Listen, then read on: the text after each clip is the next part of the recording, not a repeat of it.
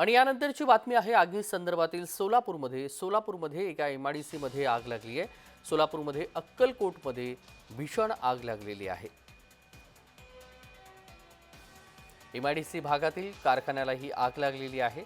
सोलापूरमध्ये अक्कलकोटमध्ये ही भीषण आग लागलेली आहे। एका एमआयडीसीच्या परिसरामध्ये ही आग लागली आहे। आगीमध्ये 3 जण गंभीर जखमी झाले।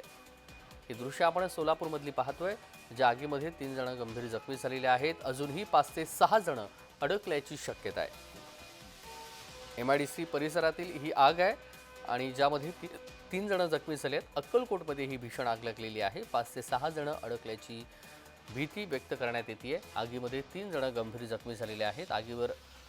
आग विझवण्याचे शर्थीचे प्रयत्न सध्या सुरू आहेत। आगीवर नियंत्रण मिळवण्यासाठी अग्निशमक दल देखील या ठिकाणी पोहोचलेले आहे। आजूबाजूचे नागरिक देखील या ठिकाणी पोहोचलेले आहेत।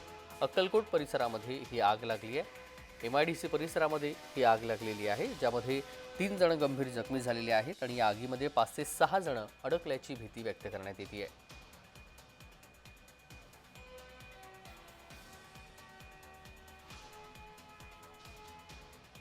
अजूनही 5 ते 6 जण अडकल्याची शक्यता आहे। ही दृश्य आपण अक्कलकोटमधली पाहतोय। सोलापूरमधल्या अक्कलकोटमध्ये भीषण आग लागलेली आहे।